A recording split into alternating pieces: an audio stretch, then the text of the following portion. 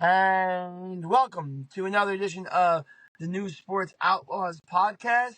Uh, Danny, our podcasts are going to start to have a little bit of a different feel to it. We say goodbye to baseball. We're going to officially say goodbye to it for a little bit tonight with a short little segment, but we're going to be focusing on the NFL, obviously, and basketball. And how are you this week? We are going through our first transition, a sports transition between summer, when we started this summer baseball, a little bit of preseason football. Really wasn't much else besides that. Now, all of a sudden, like I said, baseball is taking a back seat for, I guess, a few weeks until all the Soto stuff at least kind of calms down. Football, basketball, minimal hockey, and we are good to go. And let's talk some more football, basketball. I'm ready. Let's go. Yeah. But you know what? Let's start off with the NFL this week, because that'll be our major sport, obviously, going forward. And I don't have much in the lines of headlines for you. I know that we look forward to our podcast every week, and I do some research. The only thing I had for you was I think that's the biggest NFL headline, unless you're talking about teams, and I have something for you with that. But quiet NFL trade deadline. The two biggest moves were Mike Williams and Lattimore going. Not much else. Yeah, that Lattimore to Washington is a pretty big move for them. Really good corner. I mean, Saints. Washington kind of caught Saints in their sell mode, where they've lost, I think, like 7 straight or at least 6 straight. They fired their coach. So they kind of stole Lattimore to go to their 7-2 team. All of a sudden, 7-2, looking really good, just behind the Lions, I think, for the number one seed. And they're looking really good. Yeah, there were some minor ones out there. We had Mike Williams get shipped from the Jets off. We had a small one with Mingo from Carolina going to the Cowboys. Of course, I had to bring that up. Not like it matters. They don't have a quarterback. Um, but yeah, very quiet. I thought we'd see a lot more sellers, especially maybe from the Cowboys, but I guess they don't really have much to sell. I mean, they're not going to trade CeeDee Lamb. So, yeah, it was kind of minimal at this point. If anything, the Saints are probably the biggest story, I would say, with Carolina. I guess their rock bottom was losing to Carolina this past week, and Bryce Young, who looked absolutely terrible for the first 5 games of the year, whatever it was before he got benched. But yeah, pretty minimal. But usually NFL trade deadlines aren't so eventful normally. It's not Yeah. like the NBA or MLB or anything like that. I think last year was a little more eventful than usual, but that was the exception, not the rule. I had two things to comment on what you said about the NFL trade deadline. First, so Dallas going for it. I mean, fifth round pick for What Jonathan are they? Mingo. What are I they mean, going for? What are they going for? 500? They can't. They uh, go. and the second thing along those lines, though, very smart move for Washington. The NFC is totally up for grabs. Yes, Detroit looks awesome, but watching football like we do every week, diving into the standings and looking what some of these teams have left. I mean, why can't Washington be a 2 or 3 seed going into the playoffs? They look like they have a decent enough team, and now you shore up a position of need for them. Yeah. Besides Detroit, a lot of teams we were kind of expecting to be better between the 49ers that are kind of on the downside, which is still weird. Still kind of happening. I don't know if McCaffrey's going to fix that. Maybe he'll fix that when he comes back. Um, the Eagles, I think we thought we'd be a little bit better. I mean, I wasn't too high on them. Um, But yeah, the Vikings have kind of risen a little bit, but they've kind of fallen back. They were 5-0, and then they kind of fell back a little bit. But yeah, like you said, it's wide open, and this is kind of the chance maybe for Washington. I know that it's a rookie quarterback, and maybe they're a year ahead of schedule, Yeah, but this may be their shot. go Never for it. thought you'd see a Washington Detroit top 2 teams in the NFC right now. Yeah, you might as well go for it. But that'll segue because you did mention a team there that I wanted to mention. Although I didn't have any more headlines for you, I had what I thought were standing thoughts. Now, doing my research for the podcast this week, one of the things I was looking at was standings across the NFL, the NBA, and hockey. But I had a question for you. In your opinion, who is the more surprising 6-win team?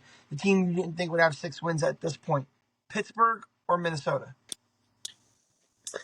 I think it's Minnesota. I don't think anyone expected them to start 5-0 with Sam Darnold. I think we knew Kevin O'Connell was a legit coach, but I think everyone thought Sam Darnold was, and he kind of was supposed to be, the bridge to J.J. McCarthy. And then all of a sudden, McCarthy got injured for the year, and all of a sudden, all right, Sam, it's all on you. And the first few games, he really came out on fire. Like, he was throwing 3, 4 touchdown games those first few games. So I think I would go with Minnesota. Pittsburgh with the Mike Tomlin team. I know they were kind of what quarterback is starting kind of thing, but if Mike Tomlin knows something, he hasn't had a losing season in 18 years. I think it's around like 18 years now or something like that. It's going to be 20 years. Yeah. And I think I would expect better from the Pittsburgh Steelers than Minnesota does. So I'll say Minnesota. Yeah, and although I have respect for O'Connell, I think that they both had quarterback issues at the beginning of the year. So one thing I said, I remember I was talking about this in the preseason. There was talk that JJ was actually outperforming Sam Darnold in camp, that he would be the starter. Then he gets hurt in a preseason game that he actually looked pretty good in the preseason. And then Russell Wilson wasn't ready, so they went to Justin Fields, and then Justin Fields had a hiccup. But I think all things being equal, we would have probably taken Tomlin and Pittsburgh to be the better of the two teams, and we didn't expect much from Minnesota. My other surprising note I wanted to ask you, who do you think is a bigger surprise that they only have 2 wins? The New Orleans Saints or the Cleveland Browns? That they only have 2 wins. I mean, I think we are not, and I've said it on the podcast during the picks, that Deshaun Watson, since he's been back, he's been absolute trash. And his games that he played were absolutely terrible. I don't really remember a bright spot. I think he had a good half against the Giants, I want to say, like that second half or something like that, or a first half. I know they still lost that game, but he hasn't looked good at all. And at least Derek Carr got injured for the Saints, so they have that kind of a little. I'm not saying it makes them feel any better about having 2 wins because they kind of sold. They're kind of selling at this point, but I'm more surprised, I guess, at the Saints that they're the 2 wins. And Cleveland, I wasn't expecting much of them Yeah. with Watson. Yeah, I mean, not that either team is good, but I didn't include the Giants in that question or Jacksonville because I know for your hatred for Trevor Lawrence. So I wanted to get an honest, I think we thought they were middle of the road teams anyway. I don't know if we thought they'd be competing for the worst team in the league. Not in Uh, that division. Not in that division correct. where you have the same Uh, record as the Panthers now. And then I just had a thought for you. I mentioned Jacksonville. I had a thought of who I thought was the best team over projections from the beginning of the year, and who I think is the worst team compared to projections from the beginning of the year. I'm gonna go with my best team would be Washington. Like you said before, we were talking about going for it. They weren't expected to do much. As a Giant fan, even thinking the Giants weren't good, I'm like, oh, at least we're better than Washington. They'll have a rookie quarterback. Uh, they are totally overachieving. Yeah, that's kind of like your prime example, sort of like the CJ Stroud from last year, how just a quarterback can just lift up the team, whether it's offensively, defensively, to just make them better. The same thing happened with CJ Stroud and the Texans last year, where he carried them. I think they had 10, or maybe 11 wins, 10 or 11 wins, and they were second round of the playoffs, I believe. So, yeah, it's Washington's definitely has to be your surprise team of the Yeah. year so far. And then my team I thought was the worst compared to their preseason projections. I'm going to go with Jacksonville because I don't think anybody was writing them to win the AFC, but I think there was still hope that Trevor would find whatever talent that some people have seen in Trevor, and that they would be a serviceable wild card ish team. And they only have 2 wins right now. And I think they're probably the worst compared to what they would thought of in the beginning of the season. I'm going with the Jets. The Jets were projected to win, and I know we talked about this in our group chat, and we went back and forth for a while. I believe, actually, no, the over/under was actually 9.5, I believe, and I think you were saying that they were going to win like 11 or 12 at the time. 12. I think their over/under was 9.5, so I'm a little mistaken on that. But to be 3-6 at this time is well below their at least Super Bowl conference championship aspirations. And I think they have a bye in 3 weeks, and I think or 2 weeks, and I think they definitely need to win out to get to 5-6. That was the hope to get there. But with the talent that these guys have, all of a sudden Salah, you didn't think he would be fired. Saleh being fired, defensive coordinator who's never been a head coach before, he's your head coach now.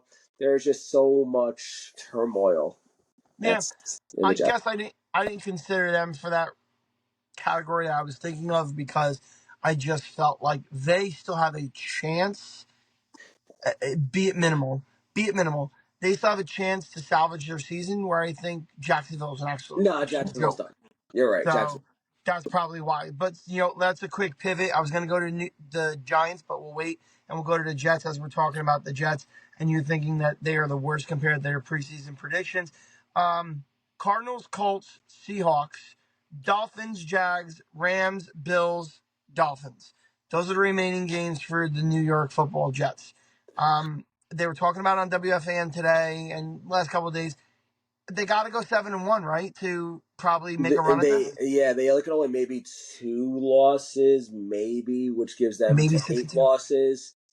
9-8. You don't even know if that gets them in, but that's like the absolute lowest that can be. And the Cardinals are in first place right now. They better not look past this week because the Cardinals, they're in first place in their division right now. And they're Yeah, surprising people. And Kyler Murray's going to run all over them. yeah, But, go to the schedule. The schedule is a little on the easy side. You do have the Colts. You have the Colts coming up. But it's obviously a must win. And I know they won this past week, but I still don't think they look that great. And I think the Cardinals are going to give them a run for their money. I think they're going to win that game, actually. yeah. No, I agree. I don't think it's in there, but I guess that's also why I didn't consider them the worst. Let me see how this season finishes. And that question I asked before, I might change my answer to the Jets as well. Okay, so moving across the hallway at MetLife Stadium, the Giants are awful. They're terrible. And not only are they terrible, I have started to follow tankathon.com. And to give you a little bit of data on that, there are 7 teams tied for the best chance at the first pick in the NFL draft. And out of those 7 teams, although half the season has been played, the Giants at the start of the season had the strongest strength of schedule of all 7 of those teams. So here's hoping. Well, I mean, they'll beat the Cowboys on Thanksgiving, so that sucks for you guys. But they'll beat the Cowboys on Thanksgiving. With It'll be the great Tommy DeVito versus Cooper Rush game on Thanksgiving on the nice 4:30 prime time Thanksgiving NFL game. Dak won't be back by Cooper then. Rush against Tommy DeVito. Dak won't be back by then. No, he is done. He's there. He's going to be on IR. That's 4 weeks. Oh, so that's like week 3 or week We're 4. in I think that's November. We're in November. We're. You would think it's 80 degrees outside. You wouldn't think it's I know, November but 5th today Thanksgiving is or 6th. it's It's later 3 in the weeks, evening. whatever, 3 weeks at least. But did you hear Yeah, what Dak said on the sideline or whatever? You hear him? They get mic'd up. I Basically, thought he I got heard. mic'd up and basically kind of whispered to a teammate, "Yo, we effing suck." That's what he. I mean, and they do, and I guess everyone else is kind of saying that, but he Welcome, just. welcome to what the rest of us have thought. I mean, and you're a Dallas fan. You're I more told you they critical. wouldn't win the division. I thought it'd be the Eagles. That's what you said. I didn't say they won the division. A couple quick things about the Giants before we basically say goodbye to football for this week's podcast. Um, Even when Daniel Jones isn't the problem, it's still easy to say that would have looked better with a better quarterback. Now, last week he wasn't the problem, but every one of these games, even the ones where he doesn't turn the ball over, has 200 yards, close to 200 yards, and carries the ball a little bit. You're like, yeah, but if that drive went a little longer because you had a better quarterback, it's going to be easy to It let Daniel go. it just seems like every little mistake that they make gets compounded. Something really bad for them happens. Like like there's been weeks where Daniel Jones has played pretty well. I know he had a fumble loss against Washington. I know, but the game, just looking at the game, there was zero chance that the Giants were winning that game. Zero. I know it was 27-22, and they could look closer, and they got a touchdown towards the end. But I'm sure you had no confidence that the Giants had any chance of winning that game.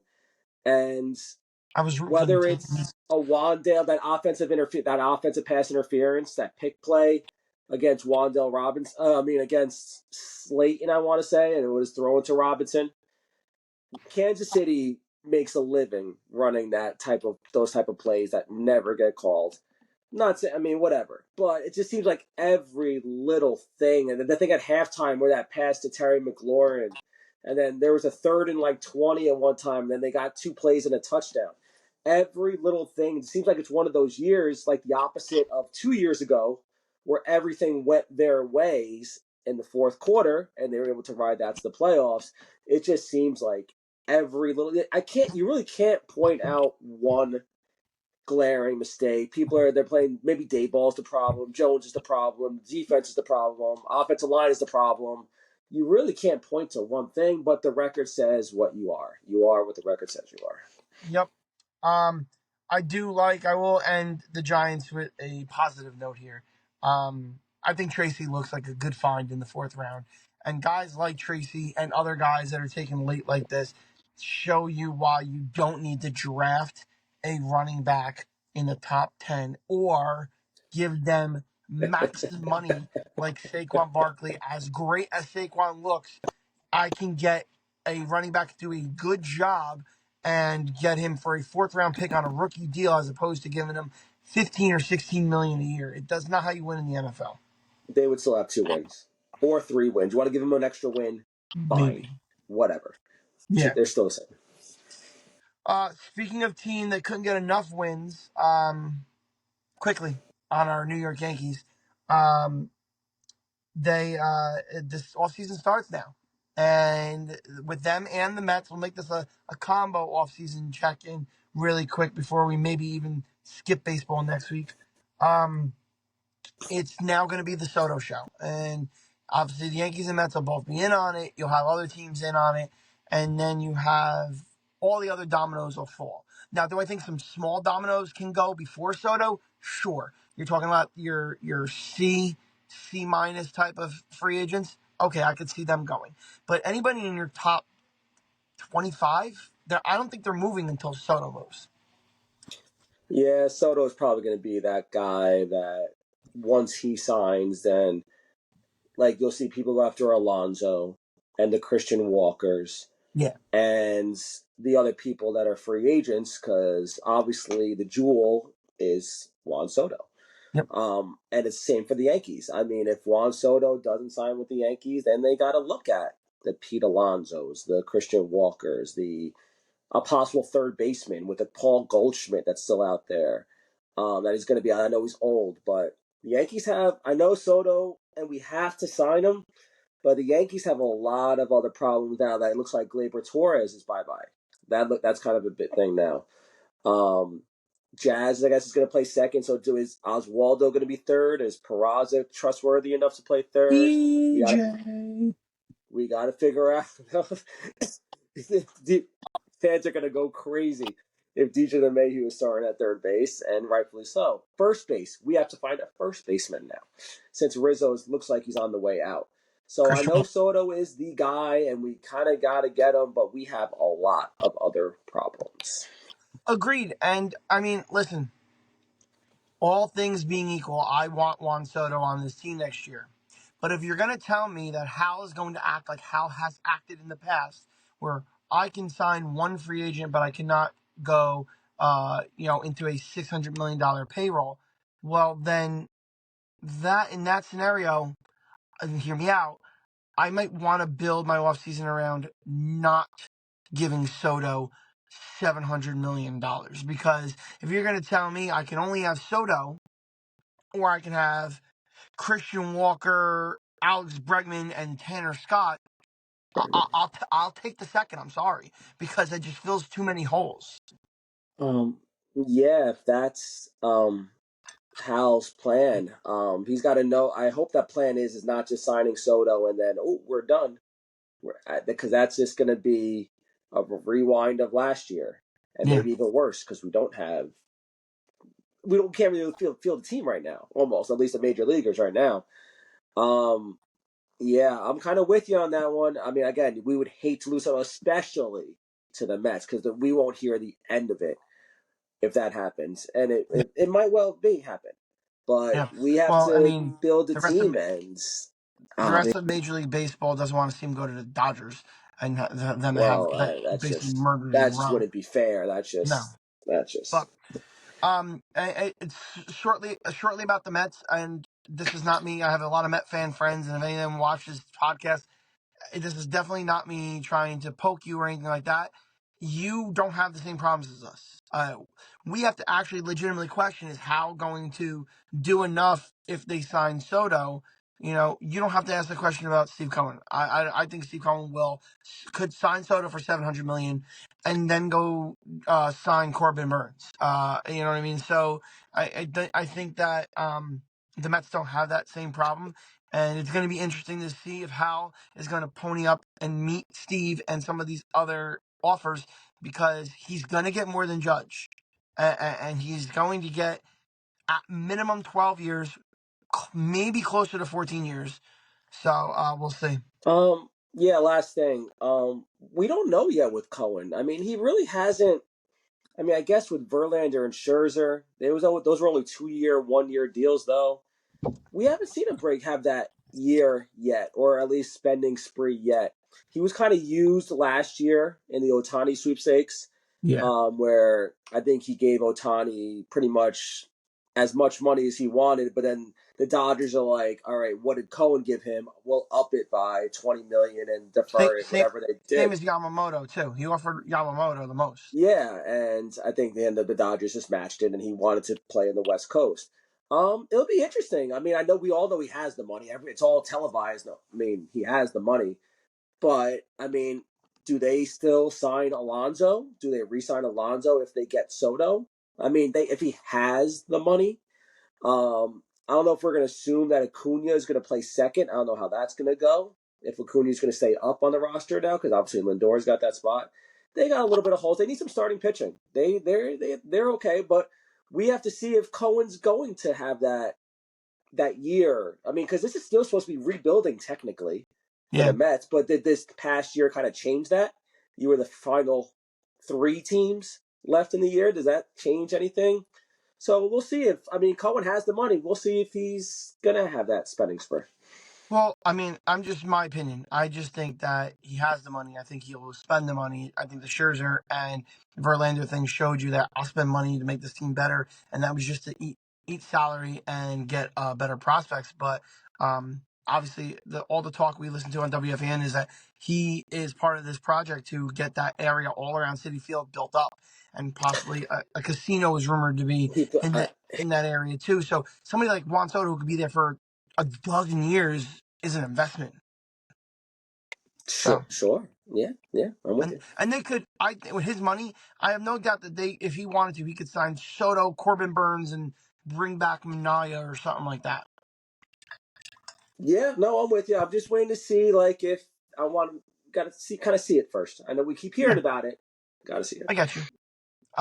Okay, so seeing is believing, and I see that we are up to our 60 seconds of net talk. Would you like me to kick it off? You said you did a little bit of research on I it, did. I so you did. could take I did. 15 of the seconds up on our minute, and you can How go. about Go we'll do ahead. this? We'll each get 60 seconds. And I'll give you some of mine. All right, Uh, I'll take 65. Go. Okay, so I mean, since we met last and had our podcast, the Mets are 3-1, just doing their best to ruin their chances at Cooper Flag.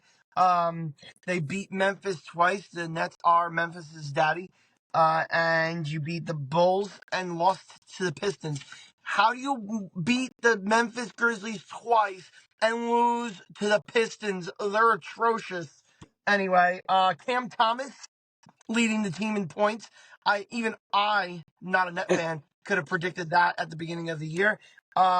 Claxton leading in rebounds, 7.3 a game. Again, could have probably predicted that at the beginning of the year. And the thing that I know I would have predicted, and you're a hater, is I would have said Schroeder is going to lead this team in assists, 7.3 a game. Jesus. Talk about, I definitely know you're not a net fan with that one. Jesus Christ, that was the bear. No shit. Jesus Christ. Good job, Cam Thomas. He was the only fantasy guy you could have drafted. If anyone did fantasy basketball, he was the only person to maybe pick Cam Thomas, if anyone knew who he was. Well, Um, Claxton for rebounds. Claxton he started his first game a couple days ago. Anyway, um, Yeah, no, the Pistons one was obviously bad and I remember talking to you about it, and the Vegas had I think the Nets only had 2.5 favorites at the time, and I kind of predicted their loss. But it was good to see them, and they were on a back to back. I could have swore because they had been in Memphis once already. They lost to Detroit, and then the next night they were they were home from Memphis, and you would think Memphis is a pretty good team. They just lost to Detroit on a back to back. I would have thought Memphis was going to smack Brooklyn up, especially after Brooklyn beat them the first time. And after, all right, Detroit beat them, maybe it's all right, maybe it's that time where the Nets come back down to earth.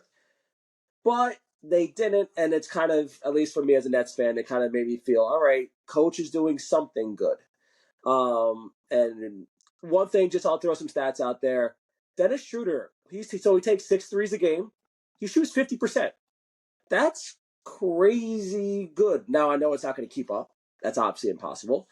But he's never been used kind of like a 3-point shooter. And for him to shoot 6 threes a game, what are we at? 8 games? That's about 53s, 25 out of 50 roughly. That's pretty good. Yeah. Cam Johnson, definitely trade bait. Now, the only thing with the Nets, and I'll stop after a little bit, is that are we going to use this to kind of trade? Like, what is the record we have to be at in order for it to maybe use as trade bait for Schroeder and Cam Johnson and the Dorian Finney-Smiths? I'm not really sure. Obviously, I would like to trade. Cam Johnson has actually looked really good. And he definitely, I think, can get a first round pick for him if he still stays that way. But our next 6 games are actually really telling, and we're just going to kind of see where we're at. So our next 6 games, starting on Friday, we have the Celtics. We have the undefeated Cavs. We have the Pelicans. Never know with Pelicans. Then we have the Celtics again. Then we have the Knicks twice, back-to-back games. So those are our next 6 games, and it's very easy to go 1-5 in those games. And then all of a sudden, 1-5, we're looking at 5-9, 5-10, and we could be back in the Cooper Flag sweepstakes by next week. So you never know, but right now, Nets ahead of the Knicks, same record, 3rd in the East. Let's go. I'm more done. game more games played, you're not ahead of the Knicks. If the Knicks played Yeah, 2 I more look, games look at and won ESPN. them, It they'd says be ahead. Boston, Cleveland, Boston, Brooklyn. Games played are important. All right, And we're sorry. Go to the Knicks now. while you mention my New York Knicks, get my team's name out your mouth. The Knicks are 2-1 since we last spoke.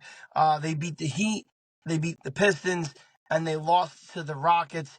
They're playing the Hawks right now. There's about a minute left in the first half, and they're actually down by 1. They were up by like 6 at some point while we have been talking and getting to them, the more important of the basketball teams in town. I think the defense and Cat have looked better game by game. As I say that, they're giving up about probably 65 points at halftime to Atlanta. So there's that.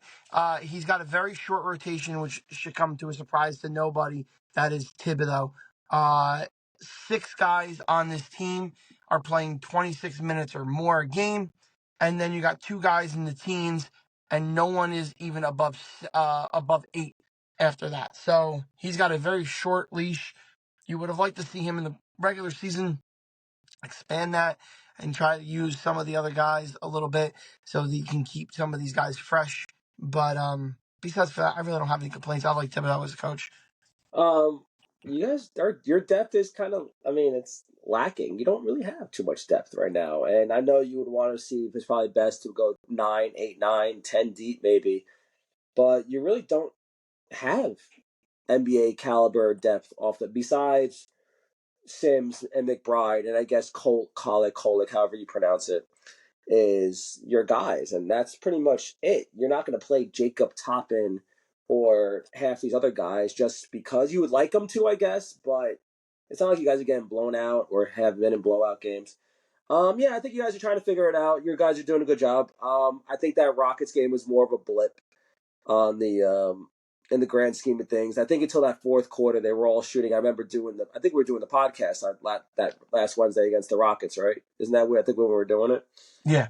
Yeah, I think they were all shooting terribly. I remember Burgess was shooting bad. Brunson was terrible. Towns was good. I know Towns was okay. He had 19 rebounds though, which was good. But again, it's going to take some time. Um, it's in the NBA. This is what happens. People take time, and then they kind of by January, by the new year, I think is kind of when the season starts for a lot of the good teams, upper echelon teams in the league. And it's only been 6 games. This is game 7, and we have to just give it time and trust, and they've earned that. They're in the trust that they can do better.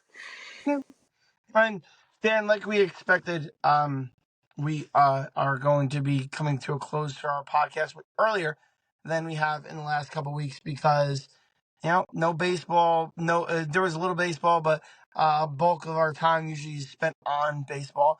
And baseball season is now in its resting spot. And as we get more hot stove info, we'll do more baseball. But the one thing I wanted to stop in and say real quick before I say goodbye was the New York Rangers' first line has to play better.